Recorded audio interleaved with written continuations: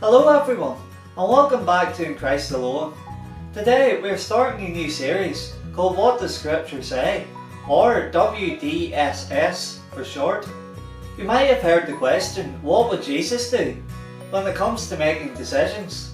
This series goes a bit deeper and looks into what the Bible actually says in regards to different circumstances. Our aim is to help you whenever you might be going through a tough time, or whenever you have a difficult decision to make. We hope you find this interesting. The first topic we're going to cover today is something everyone goes through and has. These are trials and temptations. Trials and temptations. James chapter 1 verses 2 to 16. Consider it pure joy, my brothers and sisters, whenever you face trials of many kinds, because you know that the testing of your faith produces perseverance. Let perseverance finish its work, so that you may be mature and complete, not lacking anything. If any of you lacks wisdom, you should ask God, who gives generously to all without finding fault, and it will be given to you. But when you ask, you must believe and not doubt, because the one who doubts is like a wave of the sea, blown and tossed by the wind. That person should not expect to receive anything from the Lord. Such a person is double-minded and unstable in all they do.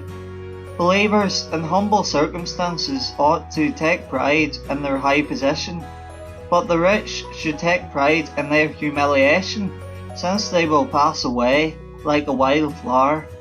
For the sun rises with scorching heat and withers the plants. Its blossom falls and its beauty is destroyed. In the same way, the rich will fade away, even while they go about their business.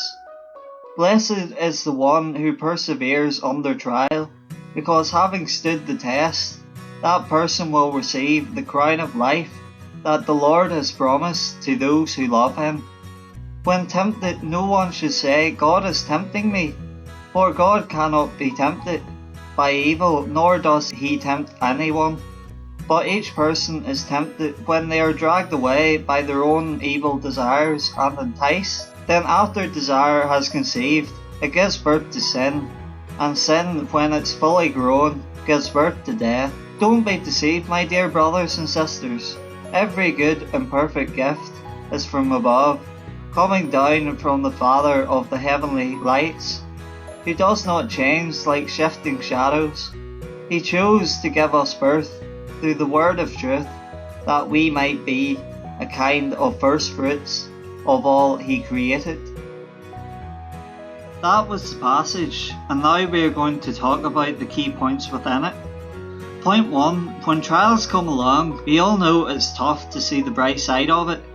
We seem to always look short term rather than on down the line. The passage says to be joyful when trials come along. This reason leads on to point 2. Point 2 is remember that the trials will strengthen you. Even though you may not see it now, you will see it later on down the line. A phrase that I heard recently was trials can either make you better or better. So it's more beneficial to learn from what has happened and to hold a grudge because of what has happened. Point 3 is believe and don't doubt your request to God. If you want something but don't believe you're actually going to get it, then what's the point of asking?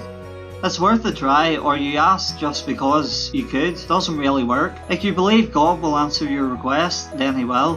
Whether he agrees you will benefit with your request determines whether you will get it, but he will answer. Point 4 is to be humble in your circumstances. It could be either at home, work or school. Don't be boastful to anyone. People like to see confidence, not cockiness. Just because you may be better off than someone else doesn't mean you should make it known to them every time you see them. Be modest and maybe even share with the other person to show that they matter too.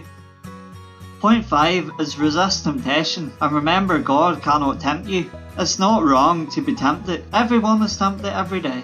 Even Jesus, God's own Son, was tempted when he was here on earth. As if you give in, is when it becomes a problem. Because just that one time won't hurt you. Maybe it's all you need to ruin your life. God's word doesn't say this to make you miss a good time. It's there to protect you from harming yourself, and it also says God cannot tempt because He isn't the one doing it. It is the situation that you're in and how you want to react to it, even if you know it can hurt you. And this leads on to your last point. All good and perfect gifts come from God. These can also be called blessings. When someone sees you have done something good for them, you may receive a reward as a token of gratitude. God works the same way. When He sees you are trying to live the way He wants you to, by following His commands, He will reward you, and He will also give you the support to help you do so, which will help you grow in your spiritual walk with Him. We hope you have enjoyed this video and maybe learned something new about God's Word. It can be very useful in our times of need. We also hope to see you again next time here at In Christ Alone.